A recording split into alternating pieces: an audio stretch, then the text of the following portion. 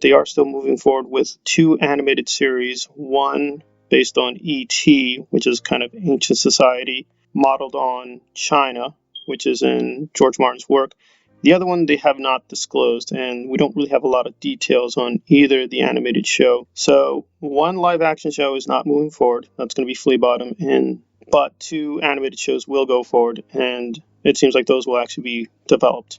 Well, what's my reaction here? Well, I am pretty disappointed because the Flea Bottom one I actually found really intriguing, and I thought they could really create a lot of great backstories and fill in a lot of details and not really disturb the flow of the Game of Thrones show proper. And again, as I noted in the other video on the casting, they seem to be lifting the restriction on flashbacks. So they could do a lot of interesting stuff going forwards and backwards in time in terms of Flea Bottom and concentrating on various personalities and obviously like the ties to the major characters. Varys' spies, Littlefinger spies. We just do a lot of interesting stories from that angle because we just didn't get a lot of Flea Bottom with the later seasons of GOT proper. Can't hide I'm disappointed. I'm not really surprised because again, they're just ordering so many prequel shows that some of them are going to fall by the wayside. That's just going to be the nature of things. And the ones I still look forward to, like Nymeria, those really haven't been updated, so it's not clear it's going to go forward. They're going to destroy it, kind of mix it with the other shows, so unclear. Now, as far as ET goes, I am intrigued, so that I would be interested if they actually finally do it. However, to maintain consistency, I've noted that I am covering House of the Dragon, but I'm not exactly the most excited for HOD myself because the Targaryens, for the most part, kind of bore me. I don't really get into their histories that much. Obviously, I'm going to have to do a lot of research to prepare for the show, and I'll try to do my due diligence, but Targaryens don't really fascinate me overall. There are a few of them, of course, that I am interested in, like Aegon, as well as Maegor, and a few others, but yeah, like 90% of it, I just shrug my shoulders, so I really don't care. So it's kind of puzzling to me why they concentrate so much on the Targaryens and why they think that's going to be a success, but they're not concentrating on other families, other characters.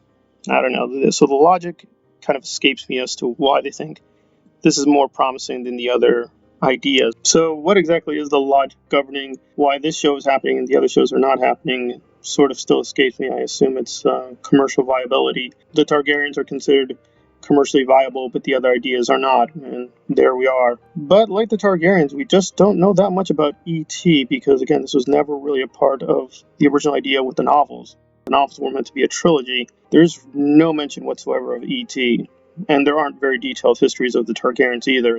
So these are sort of things that George Martin came up with very, very late in the construction of Game of Thrones. Yeah, I guess you could take it 2 ways. They don't really have much of a canon, so they're not going to be really ruining or destroying anything because, well, these are kind of wide open. And I always caution people in terms of getting too purist on the Targaryens because, again, we just didn't know that much about the Targaryens. I think even up to Clash of Kings, it's very, very sketchy. We just get a few anecdotes and backstory.